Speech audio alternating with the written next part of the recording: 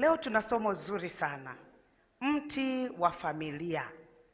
Tunafahamu ya kwamba mti una mizizi ambayo ni muhimu sana, lakini pia shina ni muhimu mno kwa ustawi wa mti, na pia tuna matawi, na matawi ni muhimu sana kwa kuzaa matunda, na baadaye tuna matunda. Tunasoma katika neno la Mungu ya kwamba Bwana Yesu yeye ndiye jiwe kuu la msingi la pembeni, yaani kutokea kwenye hilo jiwe familia zote zijengwe. Yeye ndiye mtoa riziki na yeye ndiye kiongozi na mlinzi wa kila familia. Kumbuka kwamba tunajadili juu ya mti. Utasoma mwenyewe Zaburi ya 118 na fungu la 22, lakini pia Mathayo 21 na fungu la 42. Hayo yote yanaeleza juu ya jiwe kuu la msingi la pembeni. Sasa sisi tunajadili mti. Mti una mzizi. Mzizi ni muhimu mno. Hata ukikata shina, mzizi ule unaendelea kuchipua. Yesu Kristo yeye ndiye msingi. Yeye ndiyo mzizi wa kila familia. Kwamba kila familia inapaswa ijengwe au ipate chakula kutoka kwenye huu mzizi ambao ni Yesu Kristo. Mume na baba, huyu ndiye kichwa na kiongozi wa familia. Tunasoma katika Wakorinto wa kwanza 11 na fungu la 3 ya kwamba, lakini nataka mjue ya kuwa kichwa cha kila mwanamume ni Kristo, na kichwa cha mwanamke ni mwanaume, na kichwa cha Kristo ni Mungu. Ule mzizi unanyonya kutoka kwenye ardhi, maji na chakula ni Yesu Kristo. Lakini basi lile shina la kwenye mti, huyo ni baba. Yeye anatakiwa afyonze kutoka kwenye mizizi lishe bora kwa ajili ya familia yake. Baba au mume ndiye mlishaji na mtoaji wa mahitaji yote. Yeye ni provider. Yeye anatoa malazi, usalama kwa familia yake, anahusika pia. Lakini pia yeye yuko tayari kuilinda familia yake kwa gharama yoyote, kama Kristo anavyofanya kwa kanisa lake. Ni ajabu ya kwamba kuna akina baba hana shida na familia yake. Hajui familia inakula nini, haimuhusu. Yeye mradi ni mwanaume inatosha. Mradi anatengeneza watoto basi. Hajui kitu chochote. Watoto wanavyosoma hajui, wanakula nini hajui, lakini anayamba tu pale nyumbani. Hujui mimi mwanaume, hujui mimi mwanaume. Ukisikia mwanaume anayamba kwamba hujui mimi mwanaume, ana kasoro. Mwanaume ambaye ni mwanaume hadai kwamba yeye ni mwanaume, inajulikana tu, inakuja yenyewe. Mke na mama, huyu ni muhimu sana kwa furaha ya familia. Yeye ni mfariji mkuu wa familia na ni mwalimu wa watoto. Ni mlezi anayehusika sana na malezi ya familia. Yeye ndiye anayetoa sheria nyumbani. Tunasoma katika Mithali 6 fungu la 20. Linasema hivi: mwanangu, shika maagizo ya baba yako, wala usiiache sheria ya mama yako. Mithali 1 fungu la 8, mwanangu, yasikilize mafundisho ya baba yako, wala usiiache sheria ya mama yako. Instructions za baba. Lakini mama yeye ana laws. Baba anapoweka zile command, mama kazi yake ni kusaidia ili hizi command za baba zifanikiwe. Familia yoyote ambayo haina maagizo ya baba imepotea. Baba ni lazima awe na maagizo pale nyumbani. Familia yoyote ili istawi, ni lazima baba ambaye ni kichwa aweke pale nyumbani maagizo pale nyumbani. Kuna familia ambazo fulani ameenda wapi, ametoka baba, haya hata akirudi saa 2. Ikiwa baba wa namna hiyo unanisikia, unaharibu familia yako. Watoto je? Watoto ni zawadi ya thamani sana katika ndoa.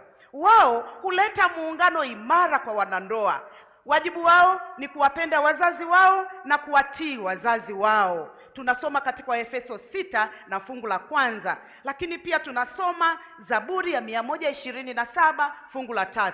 Tazama, wana ndio urithi wa Bwana, uzao wa tumbo ni thawabu. Sasa huu mti wa familia unahitaji mbolea. Ili mti ustawi unahitaji mbolea. Ili utoe matunda mazuri yenye afya unahitaji mbolea. Kabla ya kupanda mti wako, andaa ardhi vizuri. Ng'oa kila kibaya kinachoweza kudhuru mti wako. Kijana wa kiume na wa kike, kabla haujaingia kwenye ndoa, hebu ng'oeni kila mapando yasiyostahili. Tengenezeni maisha yenu ili mtakapoingia kwenye familia mambo yawe vizuri. Weka mbolea ambayo ni maombi. Nyumba yoyote, familia ambayo haina maombi inatembea tu lakini imekufa. Hata wanaposali wanasali tu lakini ni wakavu kama milima ya Gilboa, hawana kitu. Ombeaneni ninyi kwa ninyi, mke na mume. Fundisheni watoto wenu.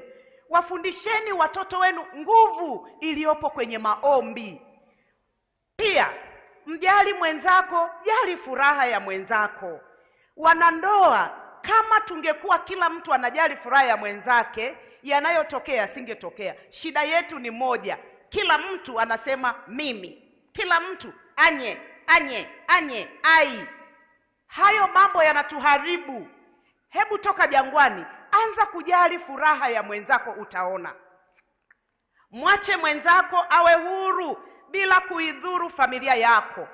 Awe huru. Kuna wanandoa wanapooana wanapoteza uhuru wao kabisa. Haruhusiwi kuongea na mtu, haruhusiwi kusimama na mtu, yani kama yuko kwenye gereza fulani. Jamani, ndoa sio gereza. Ndoa kitu fulani, taasisi fulani tamu. Mpe mwenzako uhuru bila kuvunja, bila kuharibu familia. Fanya wajibu wako kwa familia. Weka maji kwa familia. Jifanyie tathmini. Mwanandoa, jifanyie tathmini unavyoishi na mwenzi wako. Je, ni sawa? Alafu fanya marekebisho. Palilia mti wako. Kama ambavyo mtoto anahitaji malezi, kadhalika ndoa ili istawi inahitaji malezi ya wazazi wake, ambao wazazi wa ndoa ni mume na mke. Familia imara inatokana na ndoa imara yenye furaha na afya. Sasa kuna wadudu waharibifu wa mti wa ndoa. Wadudu hawa waharibifu wanaitwa upagani, kutokuwa na Mungu mioyoni.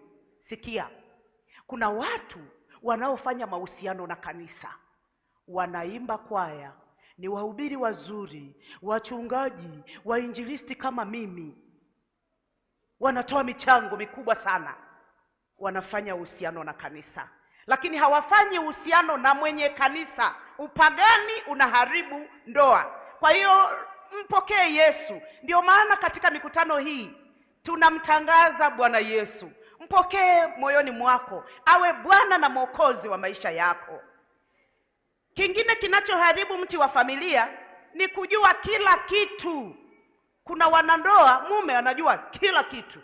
Hata mafundisho yanasema wanafundisha nini? Kwanza anayefundisha mwenyewe mwanamke. Wanamke wanasemaga nini? Mimi siendi huko. Na wamama anasema kila makambi tunasikia hapo, mimi naenda kusikilizamo nini? Kujua kila kitu. Much no, inaharibu familia, inaharibu ndoa. Lakini pia kujiona bora zaidi. Unajua mimi nimekuoa tu, haikuwa chaguo langu. Kwanza hujasoma. Aliyekwambia ndoa inahusiana na kusoma nani? Ndoa haina kitu cha kufanya na elimu. Kujiona wewe ni bora kuliko mwenzi wako inaharibu familia. Kutokukubali mabadiliko kunaharibu ndoa. Kubali mabadiliko. Kwamba familia yenu hamkuwa na ibada. Sasa ibada mmejua kwamba ni muhimu, rudi mkabadilishe, rudi mwende mkafanye mabadiliko. Lakini kuna kitu kingine cha ajabu sana kinaharibu familia, utajiri. Utajiri tena. Ndiyo, usipotumika vizuri unaharibu familia. Familia nyingi za watu wenye uwezo, hasa wanaume, wanafikiri kwamba wanawake tunahitaji pesa tu. Ni kweli pesa tunazihitaji, maana ni za muhimu sana kwetu, tunazihitaji. Lakini pesa tunahitaji unazotafuta, na wewe mume pia ninakuhitaji. Kwa hiyo ninahitaji vyote, nipe nafasi na vyote. Usiri. Kuna wanandoa ni wasiri, yani anaficha vitu vya maana. Ukianguka vitu vyako vyote vinapotea. Usiwe msiri sana kwa mwenzako. Funguka, funua, jifunue kwa mwenzi wako. Una tatizo linakusumbua, unanuna bila kumwambia mwenzako, atajuaje? Hiyo inaharibu familia. Uwe mwazi kwa mwenzako. Lakini pia umasikini uliokithiri, umasikini uliokithiri unaharibu familia. Tutajifunza huko masomo ya mbele. Mkiwa masikini sana inaumiza. Mama hana muda wa kufurahi, anaweza hata maharage ya watoto hana, hawezi akawa anafurahi, anakuwa mnyonge muda wote. Kwa hiyo nayo inaharibu familia. Na jambo jingine, kiburi. Kuwa na kiburi kunaharibu familia. Tunasoma Mithali 13 fungu la 10 ya kwamba kiburi huleta mashindano tu, bali hekima hukaa nao wanaoshauriana. Wanandoa, kaeni mshauriane.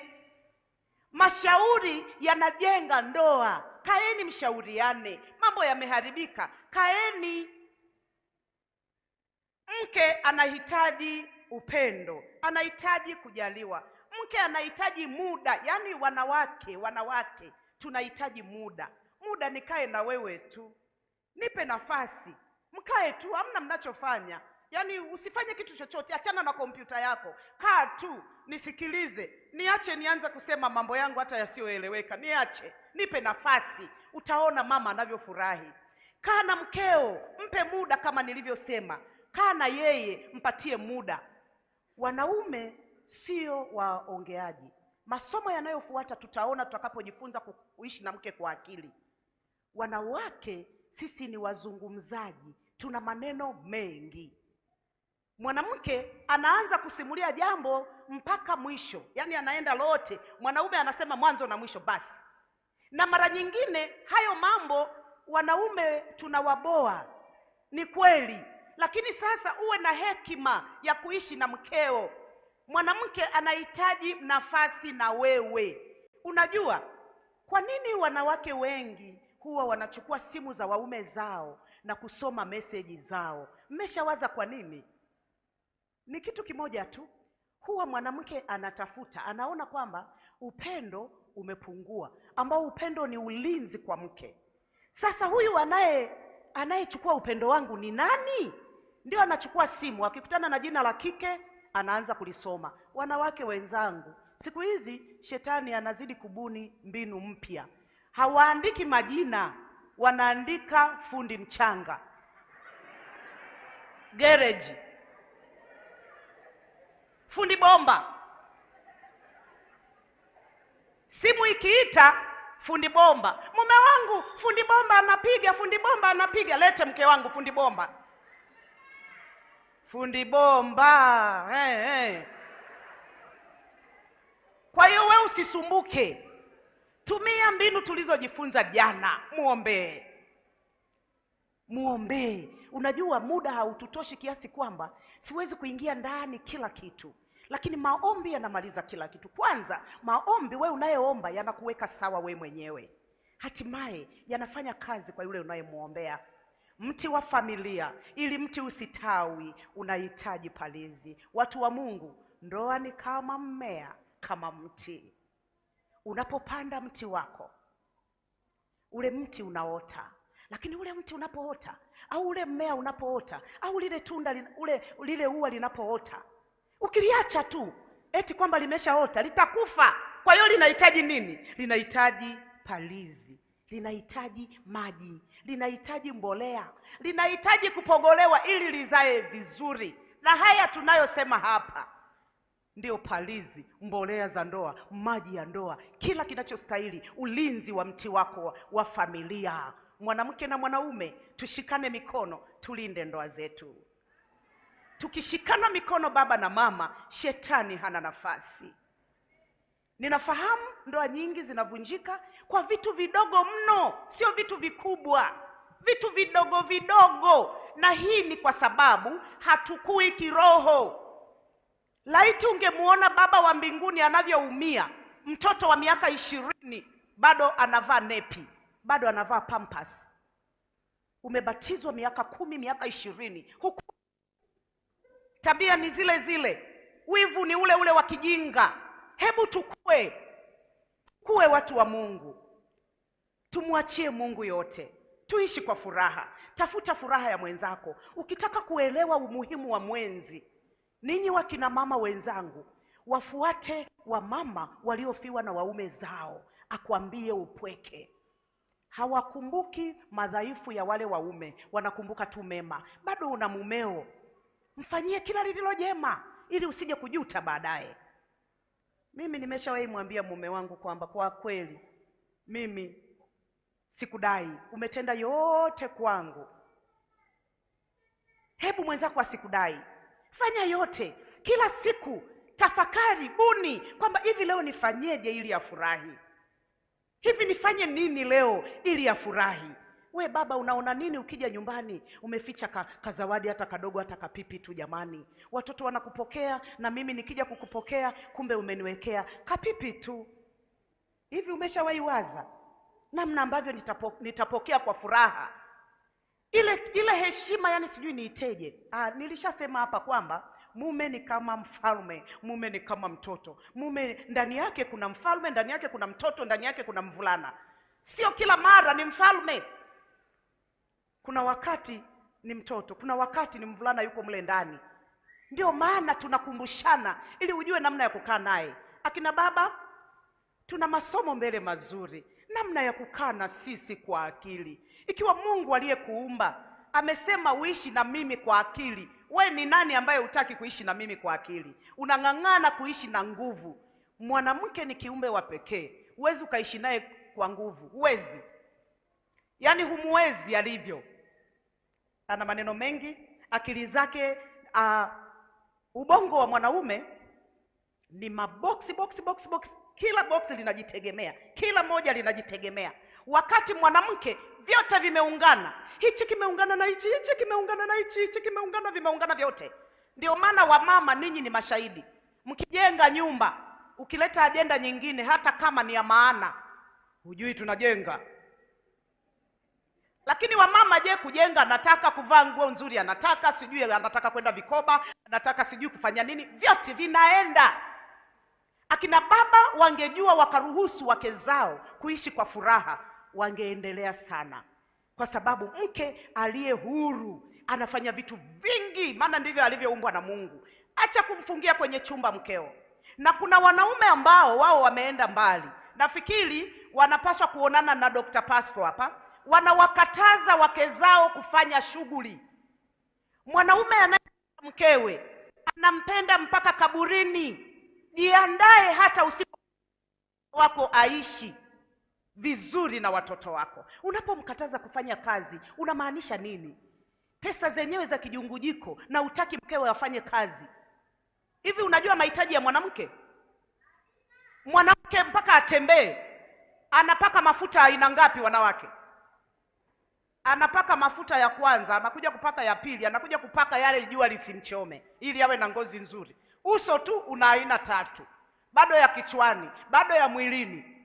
Alafu unapomwambia asifanye kazi, wewe unaweza kummudu? Hata kama ungekuwa na pesa kiasi gani, atoke na yeye. Mruhusu mke wako akafanye kazi akusaidie. Simaanishi akafanye kazi aache wajibu wake, la. Akafanye kazi akusaidie, maana yeye ni msaidizi.